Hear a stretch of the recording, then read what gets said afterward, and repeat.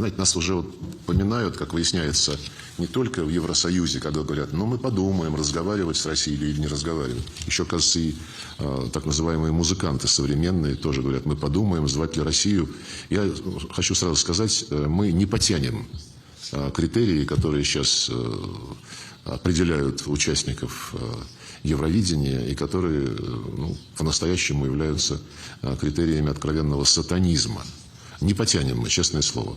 Поэтому мы прекрасно себя чувствуем в тех структурах, которые БРИКС, Шанхайская организация сотрудничества, другие многосторонние объединения с российским участием, которые помимо политических вопросов, вопросов безопасности, торгово-экономических, инвестиционных, занимаются еще и расширением культурно-гуманитарных, образовательных и прочих связей. Лавров исключил участие России в Евровидении из-за сатанизма на конкурсе. Довольно любопытно, довольно странно, он сам об этом высказывается, что странно, мне кажется, то, что вот эта привычка что-то куда-то исключать, когда тебя уже пнули под зад, причем с таким увесистым шлепком, что слышит это весь мир, но до этого туда лезли активно, больше того, те, кто туда лез и даже проваливался, им руки-ноги целовали, как Пугачевой, например. Ну, собственно, примеров много, просто очень убого все это делалось. Одна девушка, которая, по-моему, родственница Седоковой, это, если я не ошибаюсь, та, у которой муж, когда хотел вернуть свои деньги, вдруг взял и повесился. Я не Стима, и там есть связь с девушкой, которая, у нее проблемы с движением, ее туда отправили, она проиграла, у нее истерика, паника. То есть вот на фоне всего этого, какого-то безразличия, уродования самих себя, попытки тянуть все кланом, Лавров, о котором единственное, что известно, так как ни одного мощного какого-то политического действия, решения, договоренности за ним вроде как не замечено. За ним замечена только попытка участия в интересах личных семьи какого-то там Усманова, дай бог здоровья узбекам и всему Узбекистану. И вот данный деятель вдруг говорит про сатанизм. Причем постфактум, когда все это уже настолько всем навязано, что просто хочется избавиться от этих деятелей и всего, что связано с этим товарищем в глушаках, как его иногда называют. Ну, в общем, ладно. Вытянутое, удивленное лицо в семейных трусах, так назовем, семейные ценности в каком-то смысле. И вот что он говорит. Я хочу сразу сказать, мы не потянем критерии. Вы подтяните носочек Васю на его, значит, семейные ценности, которые сейчас определяют участников Евровидения и которые по-настоящему являются критериями откровенного сатанизма. Не потянем мы, честное слово. Он в Госдуму давно заглядывал, в шоу-бизнес, там, я не знаю, вот это, который детей говорит топить. Он про что говорит? Про, как их в народе называют, заднеприводных?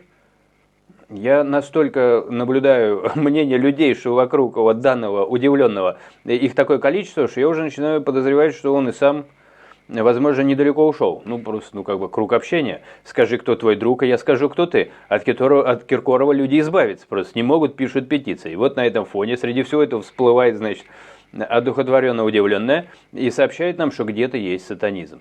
Но я не знаю, если на вашем фоне есть сатанизм, тогда я вспоминаю фильм «От заката до рассвета». Я всегда считал себя я всегда посылал Бога куда подальше, если помните, цитата. Но когда я вижу, что лезет буквально из самого ада, в общем, выбирает, я так буквально не вспомню, в общем, там преступник, он выбирает сторону света. Он, наконец, начинает понимать, где она. Начинает верить даже в святую воду. Я к чему, да? Все вот в сравнении познается. Так что со своей стороны пишите, вот кто ужасней, сатанизм на Евровидении, я цитирую, сатанизм, вообще его пропаганда запрещена вроде как, вот вокруг этого же деятеля, с семейными, значит, ценностями. Вот кто из них больше похож на сатанизм? Вот в чем мой вопрос. Кстати, пишите ваше мнение, не хочу навязывать. Но, тем не менее, в пятницу директор Евровидения Мартин Грин допустил возвращение России на конкурс и заявил, то есть, ему говорят, ты удивленный.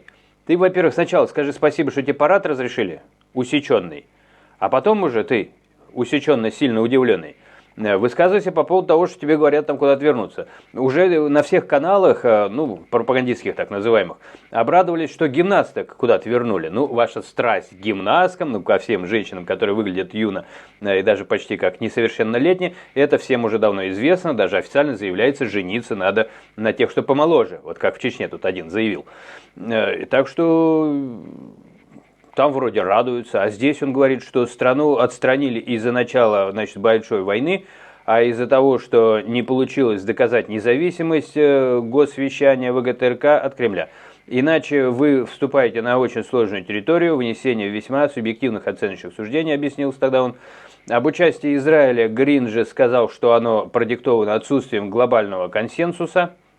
Если вы знаете, что у вас есть глобальный консенсус, вы будете действовать очень-очень быстро. Если вы знаете, что его нет, вам нужно уделить этому больше времени. При этом уже 18 мая перед финалом Евровидения Грин заявил, что никаких планов о возвращении российских вещателей нет. Короче, нагородили огород, телеканал «Дождь», в этот дождь фиг разберешь. Вообще в дождь хорошо спится.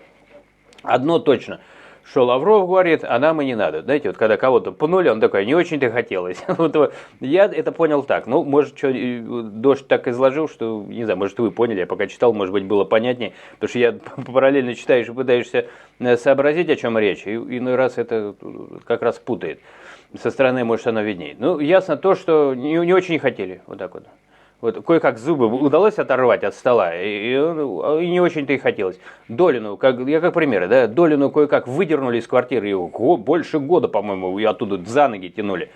Она такая вышла, ну, типа, в общем, как бы и не надо. Ну, как бы не надо, так не надо. Что тут еще скажешь? Значит, все довольны.